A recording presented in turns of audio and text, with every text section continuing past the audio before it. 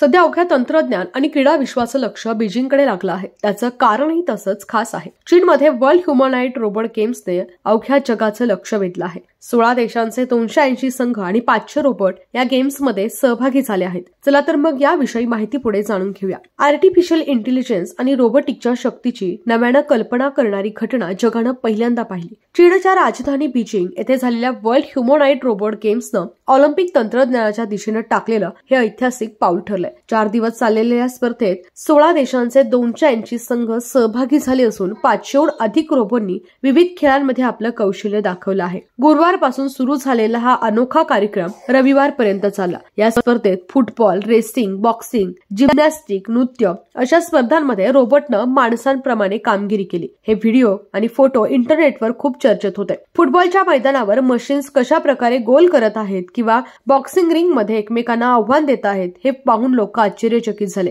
Beijing मध्ये पार पडलेली ऑलिम्पिक ही केवळ क्रीडा स्पर्धा नव्हती, तर पुढे काय होणार होतं याची झलक होती. माणसांसारखे दिसणारे आणि वागणारे ह्युमनॉइड रोबोट आता प्रयोगशाळांपुरते मर्यादित राहिले नाहीत. ते मैदानावर, बॉक्सवर धावू शकतात आणि सांघिक भावनेनं खेळू शकतात. येत्या दशकात आर्टिफिशियल इंटेलिजन्स आणि रोबोटिक्स समाज, उद्योग आणि क्रीडा क्षेत्राला कसे आकार देतील हे या कार्यक्रमातून दिसून येतं. या कार्यक्रमात चीनच्या युनिट्री आणि फुरियर यासारख्या आघाडीच्या रोबोटिक्स कंपन्याही सहभागी झाल्या होत्या. त्यांनी आपल्या रोबोटची क्षमता आणि तांत्रिक कौशल्य दाखवलं. विशेष म्हणजे या रोबोटनं कार्यक्रमास्थळी साफसफाई आणि औषधांची वर्गवारी अशी कामही हाताळली. यामुळे भविष्यात केवळ खेळातच नव्हे तर दैनंदिन गरजा आणि औद्योगिक कामातही यंत्रे आता महत्वाची भूमिका बजावतील असा संदेश यातून दिला गेला.